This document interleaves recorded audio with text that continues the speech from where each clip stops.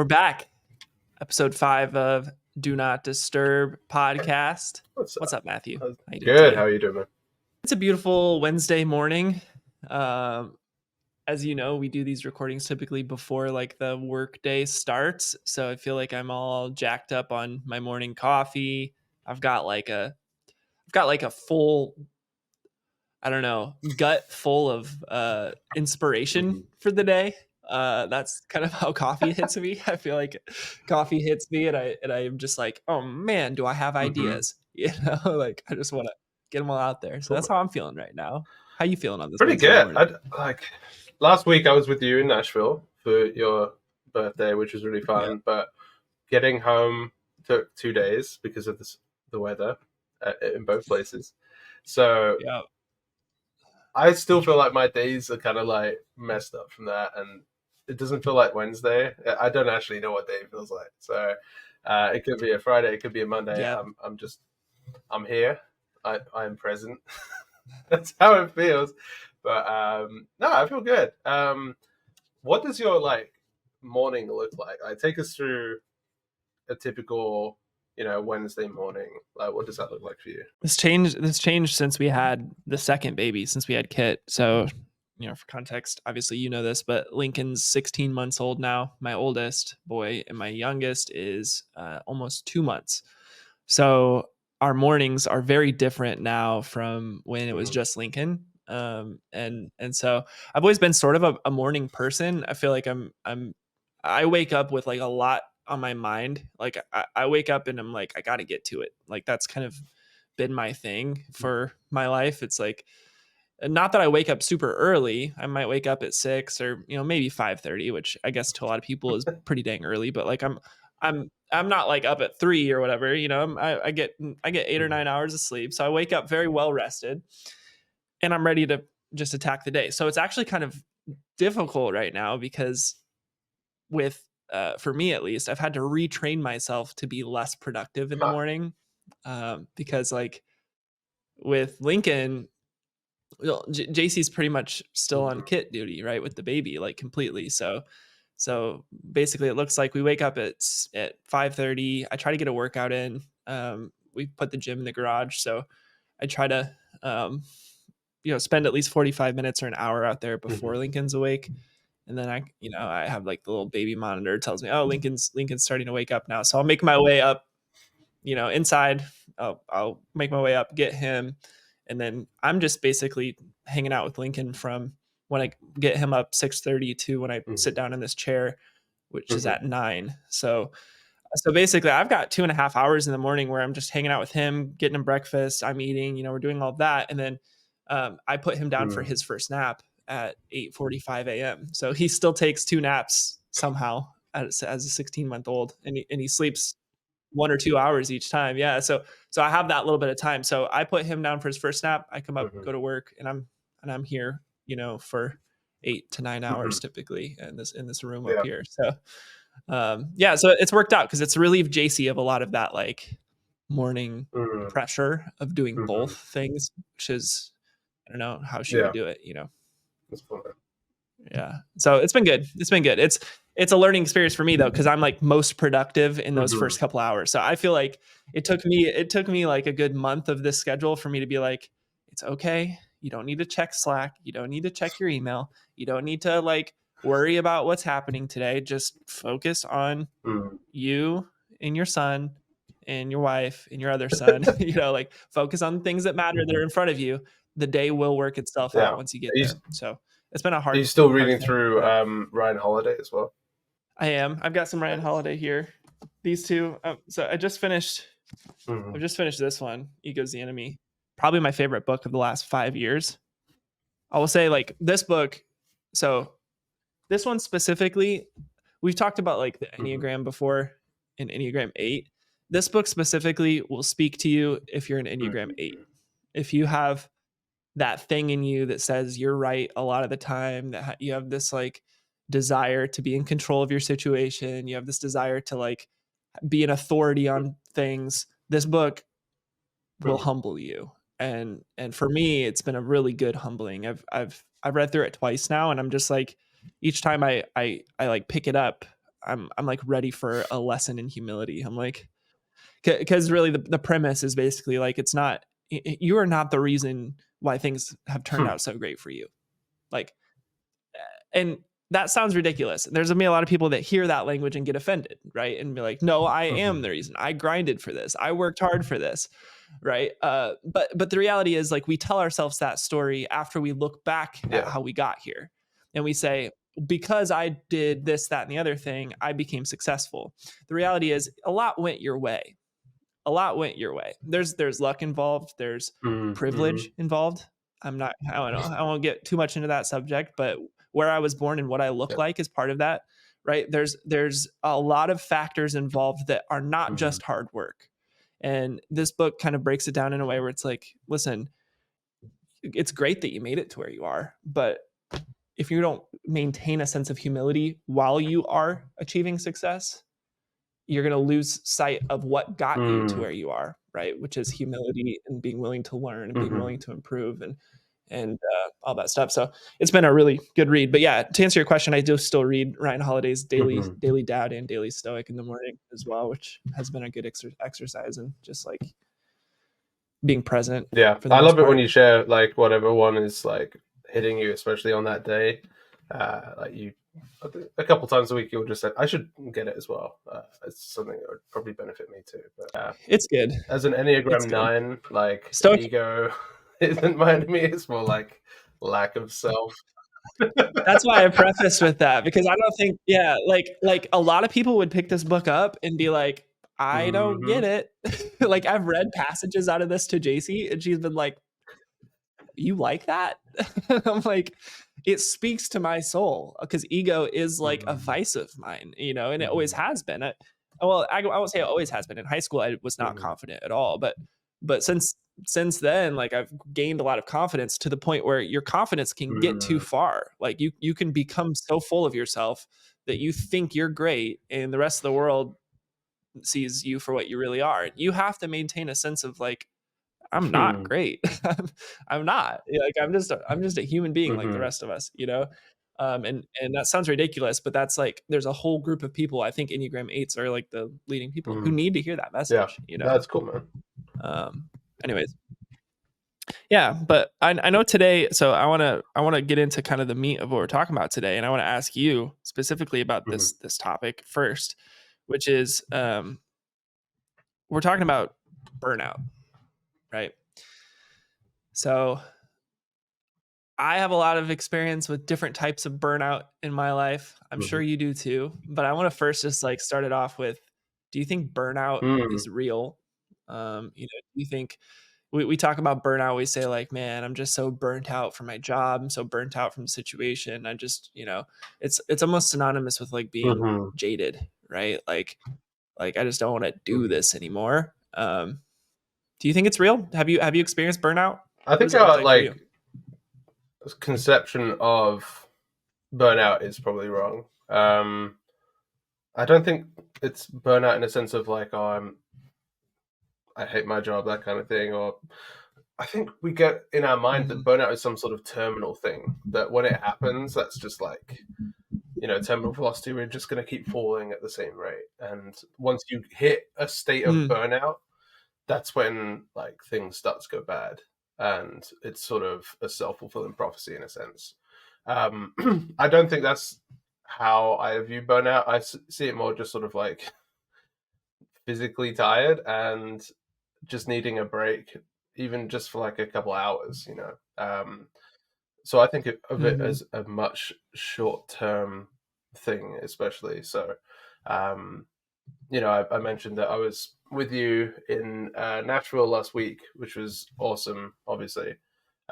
Just super fun time. But then, coming back from some really good time with you and the other guys, and then being like stuck in an airport for like basically like 24 hours outside of just like sleeping on people's couches. And then having to like do workouts around that and that kind of stuff. That was like a burnout of like, man, I'm just sick of this situation. Not like I'm sick of work. I'm sick of like this kind of thing. I'm kind of done with it.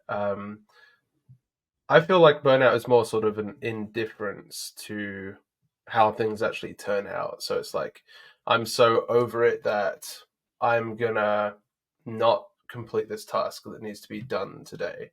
I'm gonna sort of just like let Yeah. the rope slack a little bit.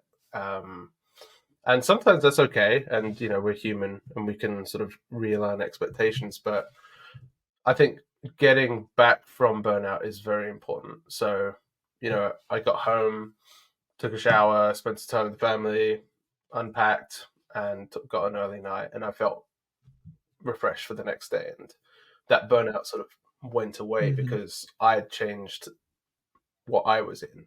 I changed my mentality. Yeah, your Exactly. environment. So that's how I Yeah. see burnout. What about you? No, that's good. I think like part of what you described there too, I think could be considered overwhelm a little bit. Like when you're just kind of over it, like you get to the point where you're like, maybe it's that you bit off more than you can Mm, chew, whatever it is, but like you get to the point where you're like, nah, I just can't care. I can't care yeah. about all of this for my own well being as much as Hmm. I should. And yeah, that could be considered burnout. It could also just be like, yeah, overwhelm or something like that. But I agree with you that like it's circumstantial, and I think it changes based on your environment quite a bit.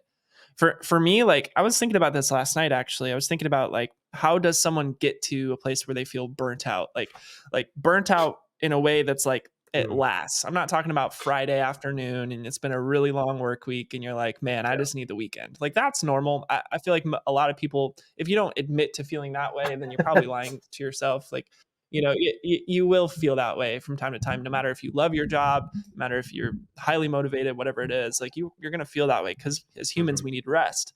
But I think if there's like a season of prolonged burnout, like prolonged, I don't want to do this and this is hard and I'm just over it.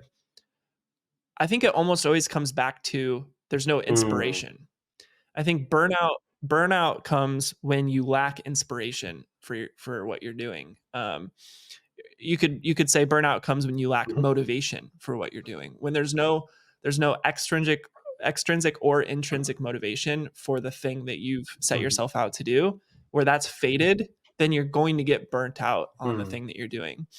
And I think about it like career wise, we talk about a lot about our like past careers and kind of how we knew we didn't want to stay in that thing. Most people that feel burnout, if you really truly got to the heart of it, you would realize that they don't actually care or they're not actually mm, motivated by mhm, their work, right? Because if you're really really motivated by your work and you really feel that deep value, that connection to what you do, and you're passionate about it, I would argue that the threshold for burnout is much much greater. You can do a lot more before you start feeling burnt out if that mm, motivation is there. I'm not talking about financial motivation, that is a factor, but I'm talking about like actually, what matters to you, and does your work, kind of does it fulfill mhm, that piece of you? Because for me, like a 40-hour a week of teaching, I was easily burnt mhm. out by the end of the week. But I could do a 60-hour a week of what I'm doing now, and while that sounds like a lot, I'm at the end of the week, I'm feeling accomplished, and I'm feeling Fulfilled. like I'm Mhm, supposed to be doing this. You know what I mean? And so that difference in motivation, I really feel is the trigger for burnout. mm, It's like if you hate your job and you're not motivated and you're working a lot, yes, you are going to get to a place where just your emotional state is that I don't care anymore. I'm burnt mm. out. I need a break. And that's going to happen more Yeah. more No, often, I agree in with my that opinion. entirely.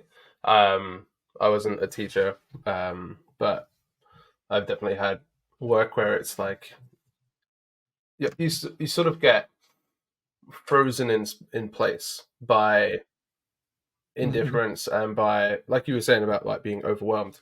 Even just like simple tasks just like stop you, and like the procrastination just like starts to like set in, all this kind of thing. And since coming to ag class, that has just not happened because I have the buy-in. We talked about enneagrams. There was another like popular vocation based personality test kind of thing called Strength Finders. Yeah. Strength finder. So I Yeah. did that Mhm. at a college job that I was working at in mid 2010s, and one of my Mhm. top five was called belief, which is if I don't have a strong like emotional and and some form spiritual connection to what my work is, I'm not going to feel as motivated and driven to actually just accomplish the everyday tasks that need to happen to get the work done. So before, the idea of just like getting through a day was a lot of like other jobs where I didn't have that belief, I didn't have that drive. And now, last night, this isn't to like toot my own horn, maybe that's a British phrase. uh, okay, cool. No, that's a very sometimes American phrase as sometimes well. I say Now the way you said it was British for sure. But I've said toot my own okay, horn good. before. Sometimes I'll say stuff All and right. Nicole is just like, excuse me, what was that? But last night I had to take a break to help out with Leo and do dinner, and I had a lot of work to do because I had wall-to-wall meetings. I'm sure you know what that feels like, obviously, and I just didn't get everything that I wanted to get done in the day. So we fed Leo and had dinner ourselves, and then afterwards, while he was just like winding down for evening, I was just like, hey, I just need to do a little bit more work. I'll do up here, I'll be here, I'll just be on my laptop. And I wouldn't have had that before. I wouldn't have had that desire to even think about it. I would have been like, oh, it doesn't matter that much, I'll just push it off to tomorrow or whatever. But having the belief of being in the right place, doing the right thing that is good for your like heart, good for your soul, that gave me a drive to sort of push past that burnout. Because when you're just Right. staring at a screen for 8 hours a day, and especially if you're on calls, I had 7 calls yesterday throughout the day, it gets tiring. But when you don't have that burnout sort of like sitting in the back of your heart saying it doesn't matter, that allows you to push past and accomplish what you're supposed to be accomplishing. So yeah, Completely. Yeah. Dude, 7 calls. Your boss sounds like a terrible, terrible person. he's the worst. No, dude, it's been a busy season for us for sure. I think your point is right. It's like we talk about burnout and so often it's like, well, you're just working too much. But when the work, it's more about when the work isn't aligned with who you are, and you don't feel, like you said, you don't feel belief, you don't feel motivated, you don't feel the inspiration, you will get to burn out a lot faster. I mean, that just makes all the sense in the world. I will say, like, I want to talk about like a specific season where I felt burnt out, and it's because the for me at least, I liked the work and I was motivated by the work in this season, but the perceived results that would actually be accomplished from my own work weren't there, and that was a lack of extrinsic motivation for me. So this was a time when I was doing, in my opinion, all I could do and more for a period of about a year, right? When I was doing this job. So I was working probably 60, 70-hour weeks. I was learning a lot. I was challenging myself, getting outside of my comfort zone, pushing myself in ways that I'd never done before. And I was doing it because I understood that by doing this, there should be some sort of a goal achieved, right? So for me, it was like, it was unto something. And in my mind, I actually think this was a big mistake that I made in my career. I think it was a good thing that I put myself through that. And it was a good thing that I worked so hard for so long, because I wouldn't be where I am today if I hadn't done that, for sure. But my mindset in that time was bad. My mindset was that I'm working so hard so that I can deserve more. I was working unto getting a promotion or getting more, or making more money or having more status or whatever. Like, that was the Ends goal of my justify the work means at kind that of stuff. time. Yeah. Yeah, for the most part, I was cutting some corners in my own belief system, in my own, like, you know, moral compass at some points, bringing on clients I probably shouldn't have brought on. I was, working with people who I didn't really respect to work with, like, client wise, right? Like, there was some weird stuff there. I was basically doing all I could to increase the revenue streams, And to a point where I woke up one day and was like, wait, I'm doing so much. I'm like spinning my wheels just to try to make this Mm. bigger. And at that time, at that company, it also meant like for me, it didn't actually mean more compensation or anything like that. It was just sort of like, just do it, just do it, just do it, just do it. And I finally woke up after a year of doing that and was like, I'm not really Mm. happy. Like I've spent the last year of my life dedicating myself to this thing and not even waking up and taking a breath to realize, is this even Mm. what I want? Like, is the outcome even what I want? And that was a really Wow. hard learning lesson for me, because now I'm like, oh, like when we're building ad class, you guys know, like we are so forward about our core values, and it's so forward about doing it the Mm. right way now, because I've learned in the past when I sacrificed that, when I sacrificed what I thought, you know, was important to me, and I sacrificed it for like gain, like not even financial gain, but just like progress, you know, I I I felt Mm. unfulfilled. I Mhm. felt burnt out, and I felt very like distraught a Mhm. lot of the time. It was stressful. It was just very stressful. It was like I was trying on my own volition to make things work, and it just Mm. wouldn't work because I wasn't doing it in a way that like Mhm. felt That was good, fulfilling. you know? And I think that's burnout. Like that's in a way, it's like you're Mm. forcing the issue. Burnout is you saying, hey, listen, I'm just going to push this freaking rock up this hill until I get to the top. But unfortunately, with burnout, you never get to the top. There's no, top of the mountain. It's an endless mountain, entrepreneurship is. So you have to find a way to build the systems to help you push this thing up the hill. And if you're doing it on your own strength and your own will, like burnout will happen, and it will happen quickly. And to me, it's like, how do you not do it by your own strength? You fall back on a set Mm. of core values, on a set of beliefs, on a set of ethics that you have full confidence in. Because at least at the end of the day, even if you fail, you know you did Mm. it the right way. You did it the way that you believe in. And that has made the difference for me, at least with burnout. That's not to say that work isn't hard.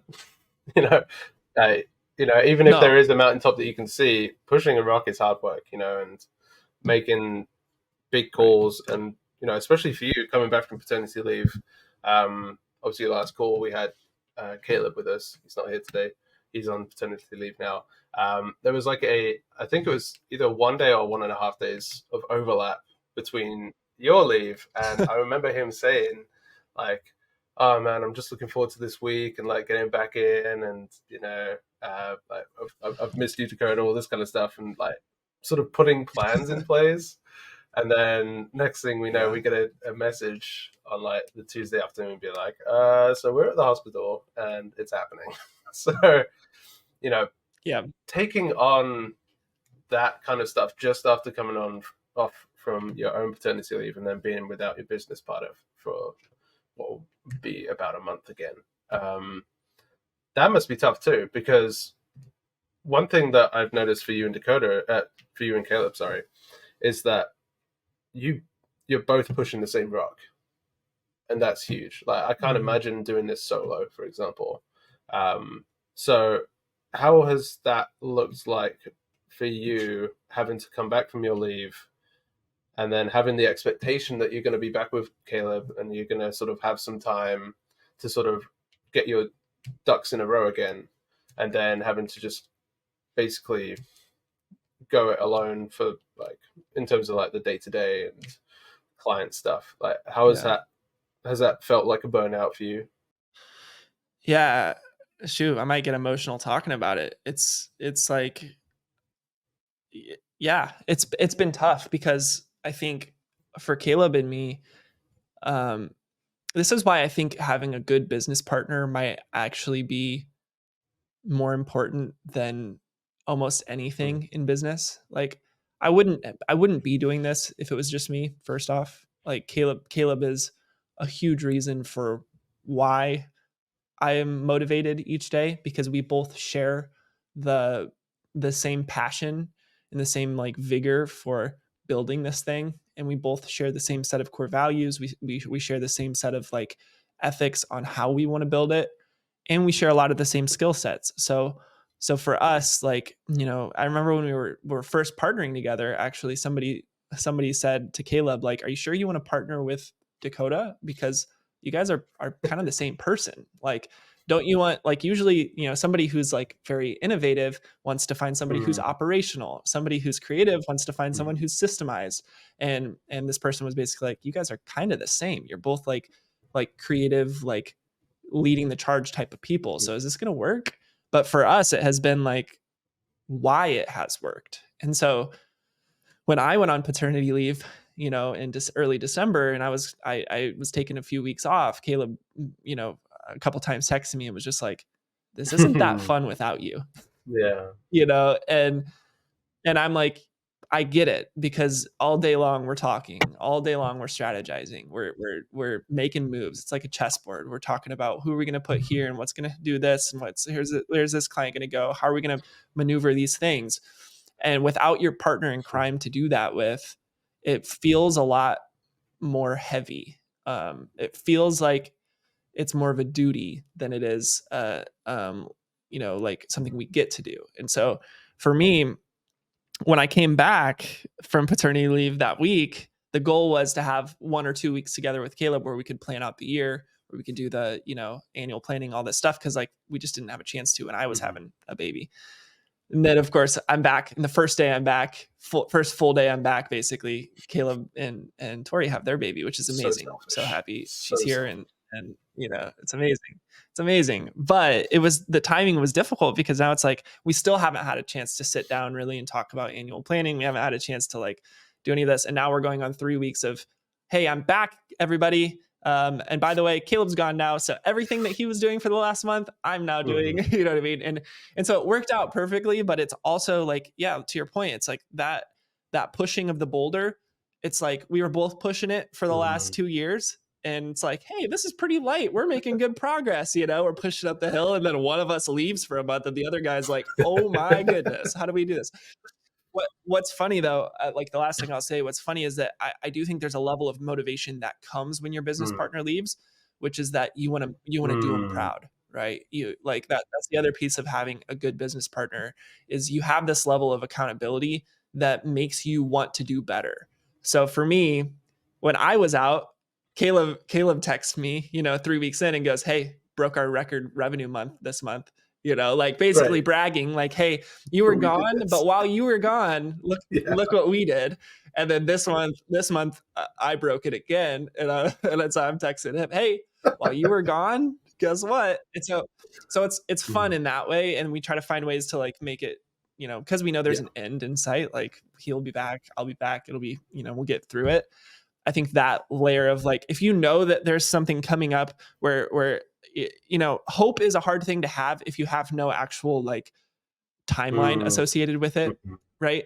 But when there's like a date in the future that you can point to and say, hey, at this time, actually, we're going to be through this thing and it's going to be fine. It's much easier to do hard things when you have a timeline associated with it, right? So burnout goes hand in hand with that too. It's like, you will be burnt out if you have no vision for what happens after this season, right? But if you know that this is a short period of time that you can get through, like, you can do anything as long as you set a duration to it. Talk about like marathon runners, ultra marathon runners. They break it down into mile segments, like just one more mile. It's not really one more mile, but they're telling themselves it is, for however long it takes for their body to just submit to them. Burnout's a lot the same, I feel like. That's I feel that. Like, it was really cool to see, what you guys can do without each other in a sense. But I can't imagine having to just be on that sort of holding pattern, because, this is January 24th, we're recording this. Like, we are having to put like a stop on like onboardings basically for new clients, just because like we're getting so much work. And, I can imagine it's kind of like you look to your left and Caleb's not here at the moment, and it's kind of like, oh man, I wish he could see this. And even from like a practical standpoint as well, and being like, because he's just so good with organizational stuff like this and caring so much about his client and all this kind of stuff. So yeah, it must feel like I know you guys are kind of like work husbands in a sense, which is really cool. But yeah, it must feel super exciting to have that that calendar date like pinned of like, man, he's coming back. That's gonna be so fun. It'll be good, man. It'll be good. It's just a new season. I think in a nutshell, it comes down to like if you're going through a season of life that you feel is very hard, uh, and you don't have a thought of how can I get out of this, or when can I get out of this, or what's next? How do I graduate from this hard season? Then yeah, you're gonna feel burnt out. You're gonna feel stuck in a rut. And I think that that's sort of, I told a story before of like that season of life where I was working and coaching and going to school and all that stuff. It was hard, but I knew that there was a certain number of semesters, right, that I had to do, and that was it. And then after that, I would have sort of an open possibility again of like something can change. And so, yeah, for the paternity leave thing for Caleb, it's like I haven't really thought about it in terms of like, man, this sucks. It's really hard. Instead, I've just thought, all right, one more week, like one more week of me just kind of holding it on my back. And then I can do that for 1 week. Oh, shoot, these weeks fly by. You know how it is, Matthew. You have a kid now. It's like you go to sleep and you wake up and it's the next week. So I'm not like worried about that. It's just like, it's just doing it. And so, yeah, I think that the timeline has been huge. Just knowing that there is an end date, there is a calendar date where things kind of are going to go back to normal. You guys so have just been amazing for the team as well. So thanks to you as well. So you haven't.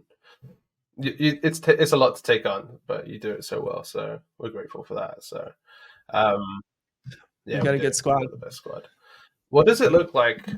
Especially, you've got Kit. He's just over a month old at this point. What is the not the burnout, but taking off the work hat and putting on the family hat after you've been going through a season of, this, I know I'm working hard. I know this is like pretty exhausting. And, for me, it's different as an employee rather than like as a business owner. Like, I know you can't really fully ever switch off, in a sense. How does that sort of line up with what you're doing with your family and that kind of stuff?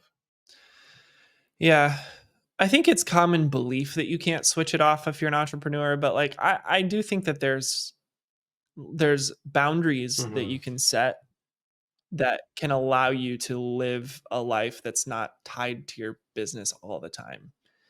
And for me, like I know that when I'm not sitting at my desk working, I'm not productive.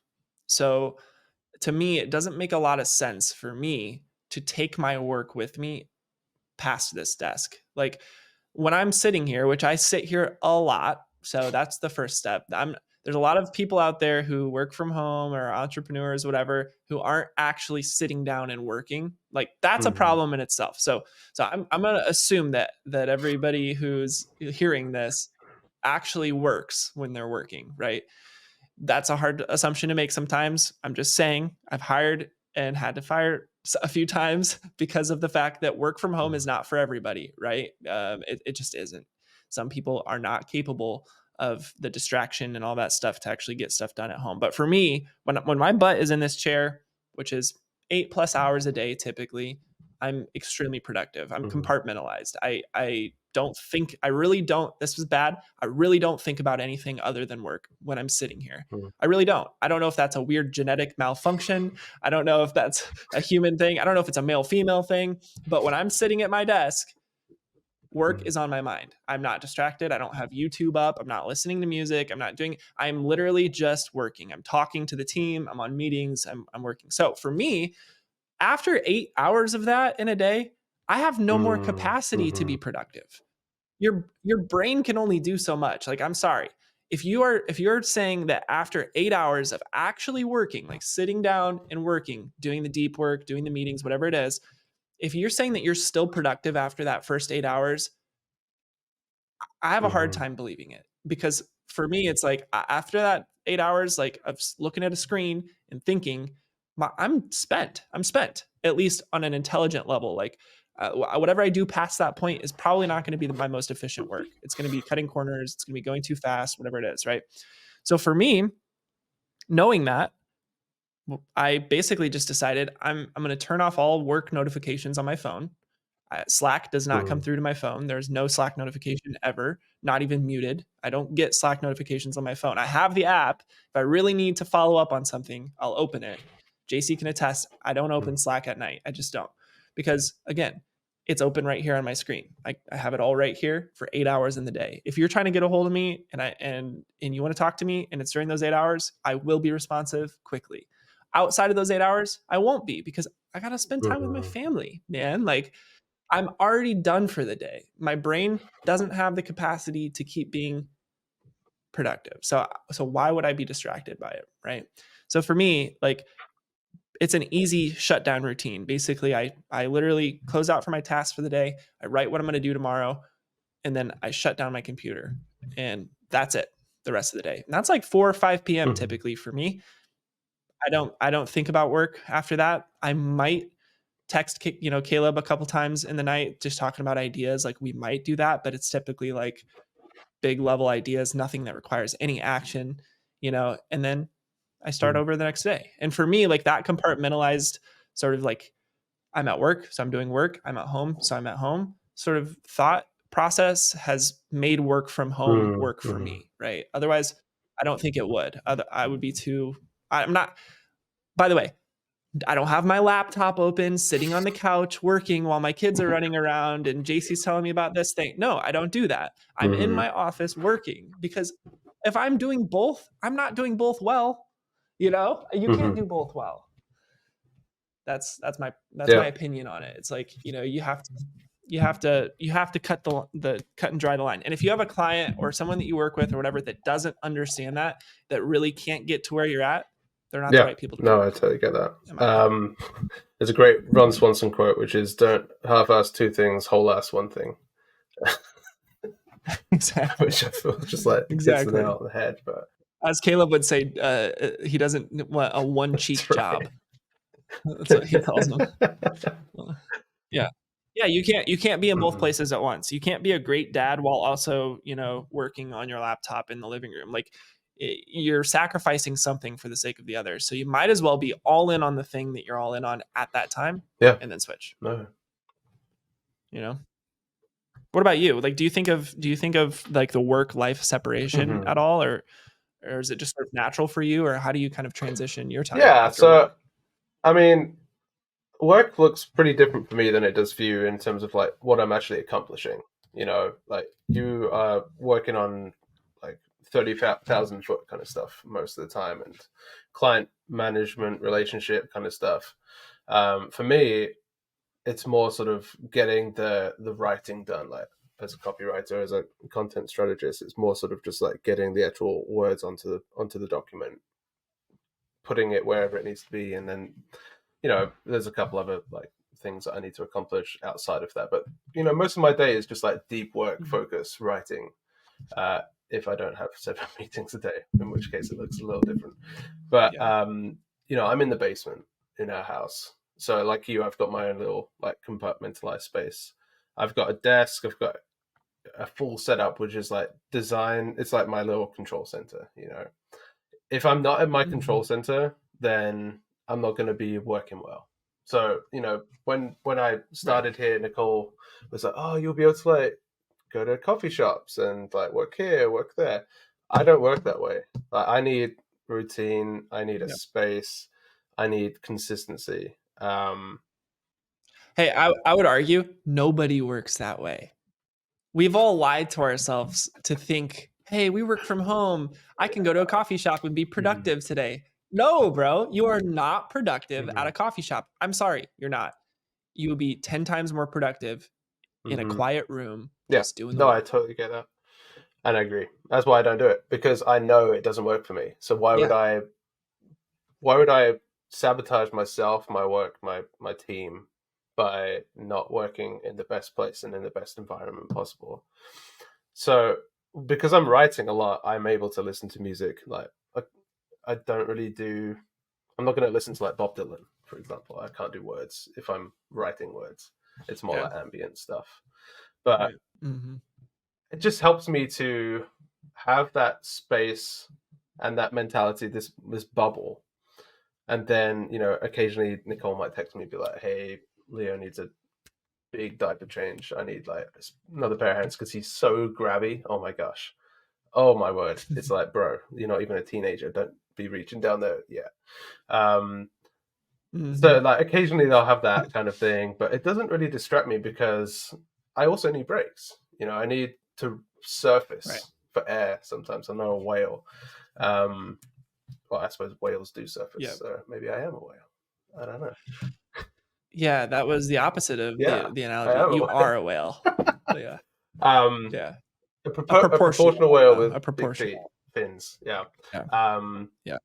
But then, 4, 5-ish, I'm able to, shut off and like come upstairs, spend time with family. I do, maybe this is like not a good thing, but I do have Slack on my phone. I do get notifications. I do occasionally like check, especially because, our team's not all in the same time zone. Our clients aren't all the same time zone. People are working in different places. So, my 5 o'clock is someone else's 3 o'clock and they're still working, which is tough. Yeah. Don't get me wrong. I'm not mad that you do that. I think it's good that somebody on our team does. But if it distracts you from being with your family, then I would challenge you on it, or if it becomes something where it's like, and almost like an addictive, for me, it was like an addictive behavior. Like, I got to check this. I got to check this. I got to check this, that becomes an issue. But yeah, I won't say that I'm like, Caleb gets all those notifications on his phone, when he's working. And I'm like, hey man, I'm glad you do, but I'm not gonna, you know what I mean? Yeah.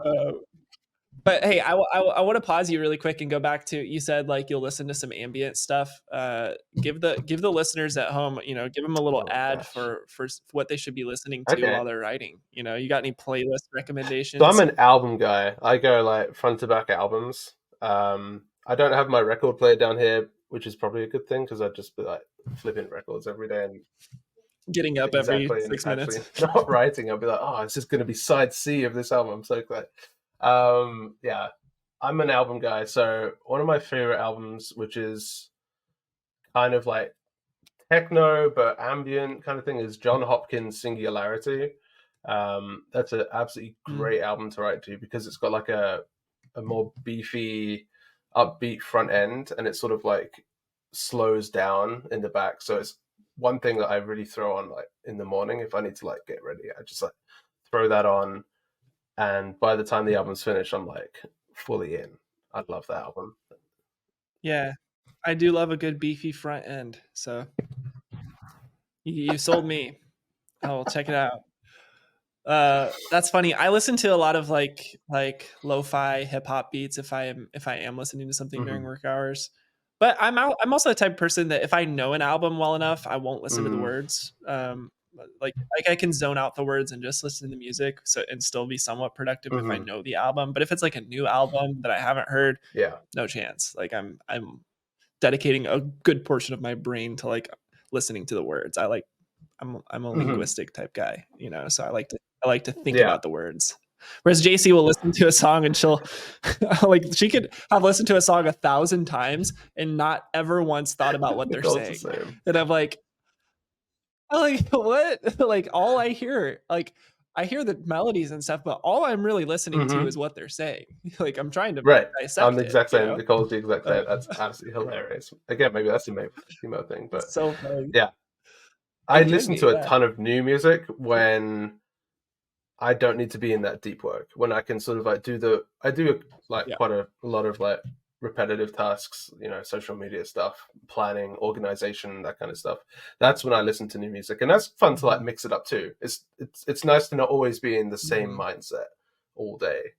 It's nice to have like variation, like mix it up a little bit. So, but if I'm actually like trying to focus and do work, Singularity is great by John Hopkins, Niels Fram, Oliver Arnold, guys like that. It's just like modern classical kind of stuff. All right. Yeah. Take your word for it. If you like some Germans like writing classical music to a techno beat, there you go. then you'll love this. All right, good. That's funny. All right, well, let's wrap this episode up with some actionable Mm, insights on how to prevent burnout or get out of a season of burnout, that have actually worked mm, for us, right? Like, and I'll start by saying, if you're feeling burnt out at your job, it's likely because you are missing motivation, you're missing inspiration, and you don't have a timeline associated with how you can get from where you're currently at to where you want to go. And also, you're probably just working too much, but maybe that's not true, right? It kind of, all these factors level together. What I would say is you have to find a way to get a timeline associated with your next season. And so for me, like, if I was when I was in a job where I was burnt out and I knew there was no next season, the reason I knew that is because I kind of asked the people who are above me, and I was like, "Hey, so if I do this for this long, what will this look like? And is there a way for me to get to this place? And can I get, this role if I wanted it, or can I make this amount if I wanted it?" And their reaction was very much no. Then I knew, okay, my only other option is probably going to be to leave this role, right? So you have to at least explore your options. If you're feeling burnt out and you're just in that sort of cycle of like waking up, not enjoying it, finishing the day, all of that, you have to at least explore your options outside of what you're currently doing. It could be you're learning some stuff at mhm, night to try to, transition to a different career. Could be you're asking your bosses or the people around you, like, is there other options for me here? Here's what I'm willing to do. Here's what I love, whatever. Or it could be time to move on and try something else entirely, right? But that season of burnout, you're actually, because you're just doing the work and you're kind of just checking the mm, boxes, you're actually just going to stay in that place if you don't do something about it, right? If you don't figure out a way to apply a timeline to it. And I laugh because, like, there's this whole anti-work movement, which I understand. I understand it. Even as an entrepreneur, I understand it, and I feel like most mm, entrepreneurs don't. I've always been sort of nuanced in that, like, I have opinions that are very opposite of most entrepreneurs. I like paying 40% taxes. Why? Because I know that I'm supposed to, right? Most people who are entrepreneurs are like, no, man, tax man is bad. Yeah, obviously taxes, it sucks, right? But all I'm trying to say is, like, I have opinions about things that probably don't line up with what a lot of people think mm, on entrepreneurship. And anti-work is one of them, where it's like there are a lot of jobs out there that just, you just mail it in. You just clock in, do it, clock out. And I'm mm, okay with that. But just know that if you're feeling burnt out, it's likely because you're not okay with that. You're not okay clocking in, mailing it in, clocking out. And that's okay too. But you got to figure out what motivates you and how can you apply what motivates you to put a timeline in place to get to your next season. Otherwise, the burnout's not mm, going to go away, personally. So that's what worked for me. For me, it was leaving my job, going on, doing something else that I was more mhm. motivated by. Might be different for Yeah, everybody, though. that's awesome. I really relate a lot to that. Having come from a position that didn't motivate me, where it was that burnout of like the Monday scaries, the Tuesday scaries, Wednesday scaries, everyday scaries, man. It was like, this is Yeah, not what I want to be brutal. doing. But so I would definitely, you know, back you up on what you just said, and also think about the position and the environment that you're in, and whether you're setting yourself up for success. Uh, and I know, like, maybe this is more of like a 1960s thing where people were like dressed for success, and I'm sitting here wearing a blue hoodie. Maybe I should be, wearing a button down. I don't know. But think about the place that you work in, what kind of things are around you in your environment, in your atmosphere, and if you're feeling burnt out and you feel like you can't get enough work done, are you trying to do that at a coffee shop? Are you trying to do that with Mm, people and distractions around you? Or are you giving yourself the best chance in a given day to actually get the work done, to actually give yourself the respect and the dignity of privacy and focus? And I feel like if you're going through a rut and you actually reconsider how you're working, that's going to help you as much as, making big life decisions of like, do I want to do something else? Like, try mm, the little things before making like some huge decision. And if you, after all of those little changes, like if you give it a good go and like you're putting yourself in a basement, all that kind of stuff. Maybe that position isn't for you, and that's okay. And there's options and there's paths, but I think that if we actually set ourselves up for success in our daily work, then chances are you'll probably succeed. That's a good point. So you're saying everybody needs a Harry Potter like closet under the staircase that they can do their work in. It worked for Harry, you know. He had to suffer some tough times. It worked for Harry. The chosen one, so. That's right. You could be the chosen one too if you put yourself in a broom closet in the cellar. What is it? I don't know. Under the stairs. Great points, Matthew. I think I'm quick to go to the like, hey, quit your job, but that might not be the solution. It might literally just be your environment, right? Like changing the way you think about your work, and sort of doing some mindset work might be the answer as well. But awesome. Well, this has been a fun one. Thank you, Matthew, for the discussion. I'm looking forward to Caleb being back on the next one and catching up with him on his paternity leave. But this has been Do Not Disturb, episode 5. Thank you, everybody that's listening. Be sure to follow us. We're on YouTube. We're on Spotify. We're on Apple. We're on all the podcast places. We're on Instagram. We're on Facebook. So say hey if you're listening. We appreciate you.